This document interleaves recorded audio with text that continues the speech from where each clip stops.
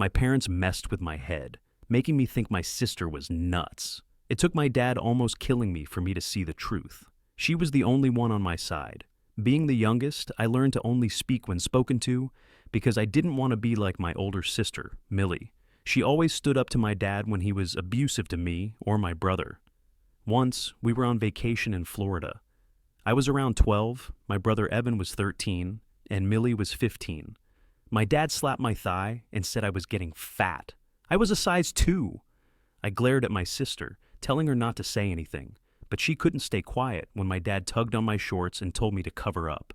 She just lost it.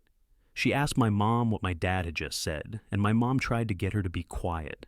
Everyone in the room started yelling at her, calling her a troublemaker. Now, I really regret that, but I had been brainwashed into thinking my parents had the right to be abusive. Thinking back, I realized it bothered them when she talked back. From that point on, Evan's protection came in the form of plastering a dumb smirk on his face, pretending he didn't care about anything. Then, our dad was yelling at Evan and threatening to hit him. That night, Millie slept in our room and tried to protect Evan in case our dad tried anything. As time went on, things got worse. Evan used to be so sweet. He would even tuck me and Millie in with a blanket whenever we fell asleep on the couch, reminding us how pretty we were. But as my dad got more abusive, so did he. By 16, he was another angry dude in the house. Millie never lost her assertiveness, and I was the crybaby at the first sign of conflict. This went on until Millie was a senior. The night before her SAT, we were all eating dinner. She was the only one of us who cared about school. Her hands were shaking, and she had this spaced-out look.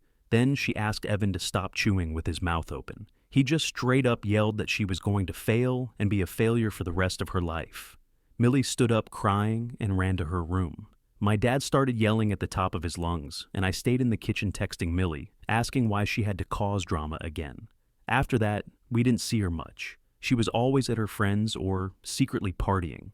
I never texted her either, because I thought she was the problem. The less I saw her, though, the more I realized I was wrong, because I became the new target. My dad was always yelling at me. I could never do anything right, but even Evan was too scared to tell him what to do.